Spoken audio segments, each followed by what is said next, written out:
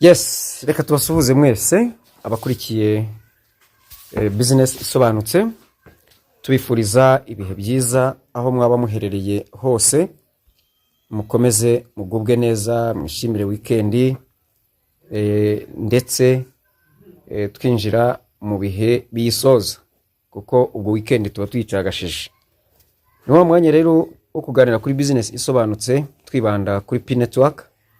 P Network uyu munsi tugiye kuganira ku itangazo ryasohowe na Core Team ejo, rifite ibyo ridusobanurira, rifite ibyo ritubwira kandi by'ingenzi byangombwa.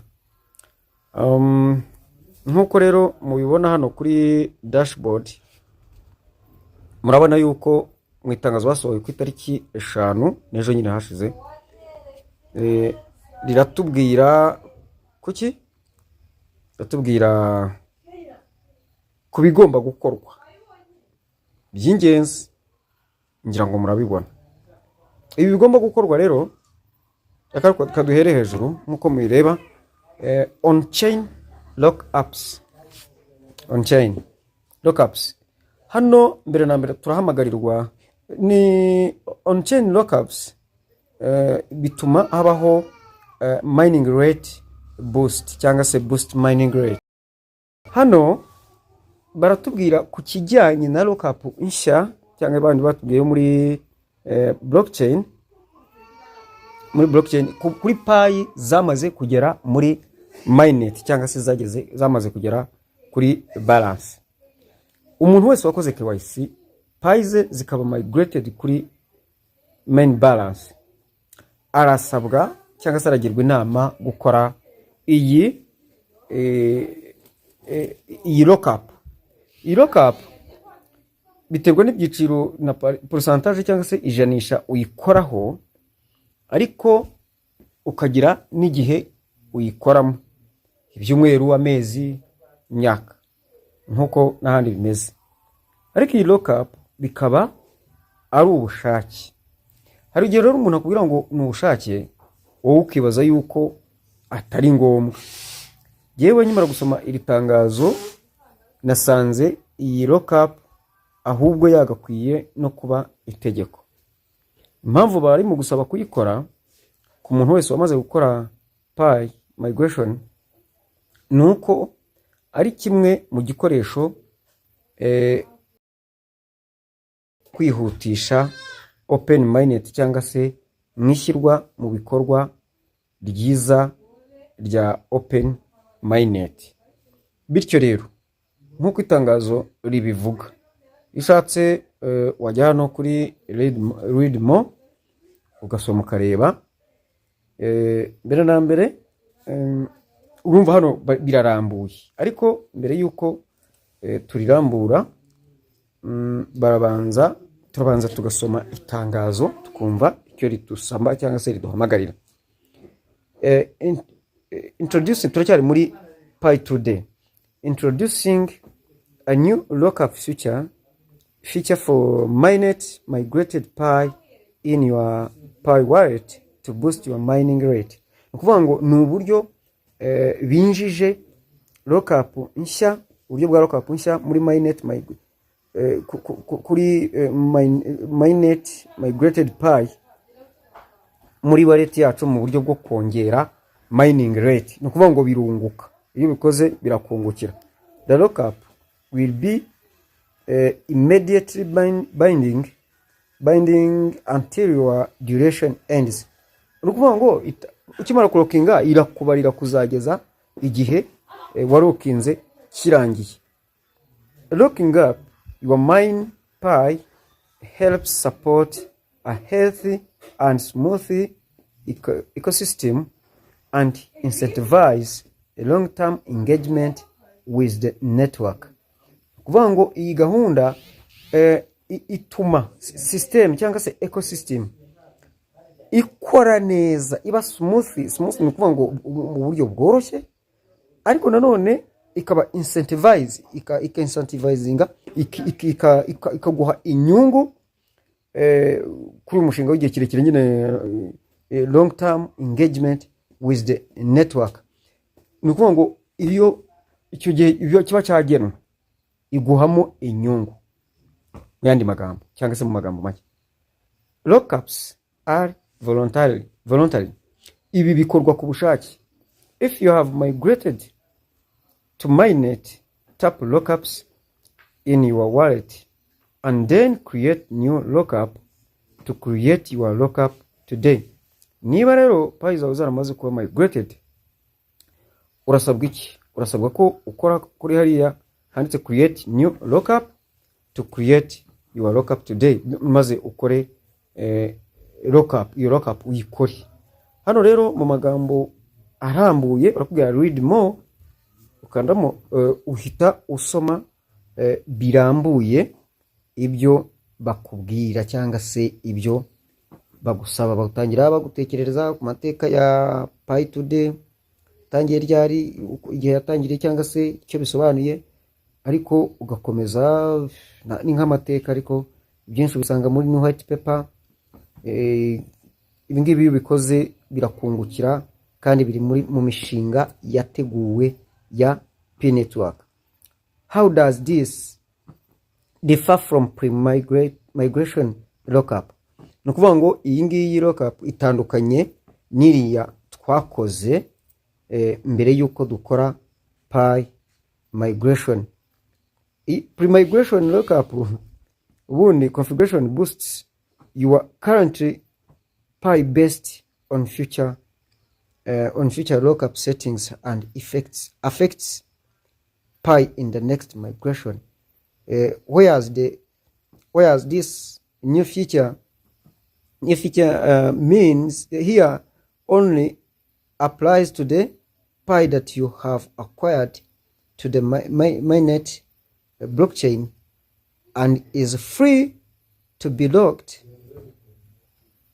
Ni ukuvuga ngo hano aho bitandukaniye nuko iriya ya mbere ishingiye kuri Pi to mininga ubu ngubu, igihe iyi ngiyi ya kabiri yo izaba ishingiye kuri Pi dufitemo hariya. Wibuke ko na mininze Pi na mininze na lockinze Pi nyinshi, noneho nsigaza nkeya. Muri za nkeya rero hano gukora indi lockup inyungukira, urumva ko biraza gutandukana.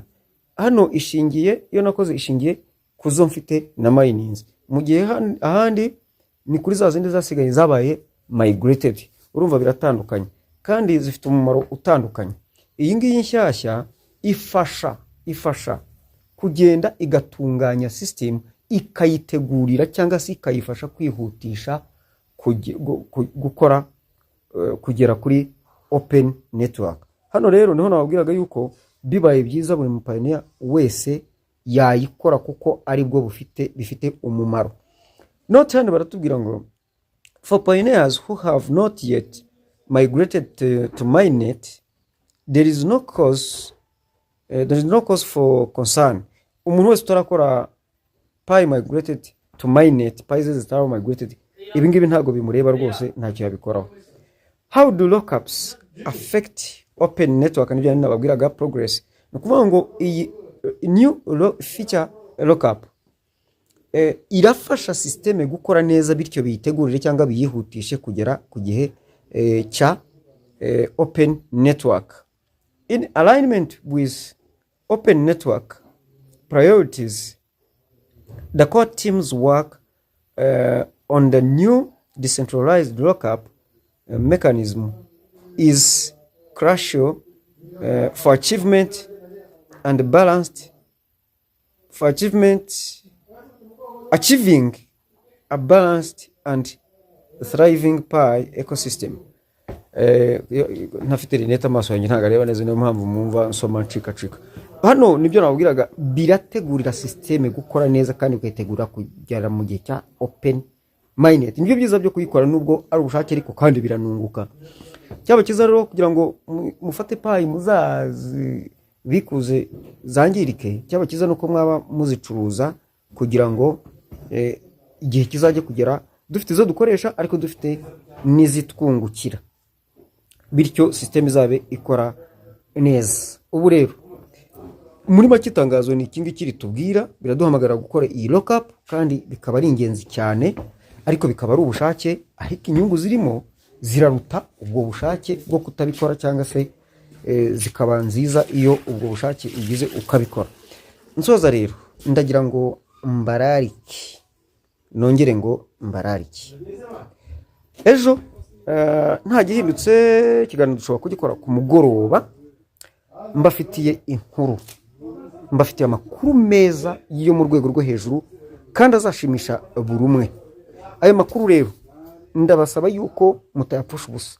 Ndasaba buri wese kunkorera ibi bintu bibiri. Icya mbere, kora subscribe. Kora subscribe kuri channel, ndetse niba byiza utsindagira kukazogera kugira ngo ujye ubona notification yuko ikiganiro cyahageze. Ikindi kintu cya kabiri mbasaba, kora sharinga ku bandi, haze benshi bamenye channel, kubera ko ibintu tugiye kwinjiramo ni ibintu bikomeye cyane kandi by'ingirakamaro. Nabasabaga yuko mu by'ukuri mutahusha. Ubu rero kambareke twinjiye muri weekend. Ejo ntabwo ikiganiro kizabageraho kare, ahubwo kizabageraho nimugoroba, ko turazindukira mu bikorwa byo kwamamaza nibyo tuzirirwamo. Ubwo rero ndabasaba yuko mwitegura, ariko mugakora subscribe cyane cyane kugira ngo mujye mumenya ko ikiganiro cyageze, mubone notification, ariko munagisharinga kugira ngo bifashe bagenzi banyu. Ndabasabye nkuko byaramwe munkorera iki kintu kugira ngo bibe inge dufatanye. Ikintu cyambere ni amakuru, kuko ducitswe cyangwa tubimenye twenyine nta kintu byatumarira, ariko tumenye turi benshi byagirira benshi akamaro. Kandi murabona yuko turimo kwinjira mu bihe bidasanzwe byo kwitegura ibyiza. Ni byiza rero yuko iki kintu twakimenya kugira ngo imitima ya benshi ituze, bamenye niki duhishiwe. Nukuri ejo mbafite amakuru meza cyane, na amakuru atunguranye benshi mushobora kuba mutazi. Izi telefone mureba zihishemo byinshi, systeme ya Pi ibitse ibintu byinshi cyane, kandi bimwe bizajya bigenda bidutungura. Ejo rero ndagira ngo nzabamara impungenge, mbaha amakuru asesuye agaragara, azatuma buri wese umutima usubira mu gitereko, adasubira gutuma mubunza imitima ngo mbese tuzabigenza gute. Hahandi Pi zanyu utavuye no mu cyumba cyawe, amafaranga akagera kuri telefone yawe avuye muri Pi. Icyo mwari mukizi bizagenda bite? Na hejo mureke twinje muri weekend, dukomeze tuyishimire kandi dukomeze gukurikirana ni ibiganiro hano bidufasha gusobanukirwa icyo tugomba gukora. Ikindi ndateganya ko ejo cyangwa ejo bundi nabwo mbese iminsi mikeya ibiri bitarenze iminsi 3 tugomba kubereka neza nziza zo kwikorera registration, utagize ibyo wangiza, utagize ibyo wica, kugira ngo abandi ariko nawe ubwawe ubyikore, cyane cyane babandi babishe. Ibyo byose tugomba kubibakorera, ukabyikorera nta mbogamizi zibayemo rwose. Mugira rero ijoro ryiza bari nijoro, mwirirwe neza bari ku manywa. Hanyuma kandi hari ubwo bavuga ngo ikipundi basezera mu gitondo ho, igitondo cyiza ku bari mu gitondo n'ibindi. Muri make kuri twese ibihe byiza, komeze mugubwe neza, ariko munkorera ibyo bintu bibiri.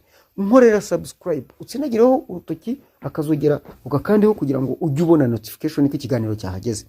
Ariko si ibyo gusa, unasharinge kuri bagenzi bawe kugira ngo ibi bintu tubimenye turi benshi, kuko ibintu ngiye kubabwira, nzatangira kubabwira ejo, ni ibintu bidasanzwe ariko binejeje, bitari byiza yuko ngewe nawe tubyihererana, ahubwo tugomba kubigeza no ku bandi. Mukomeze mugubwe neza kandi mwishyuke.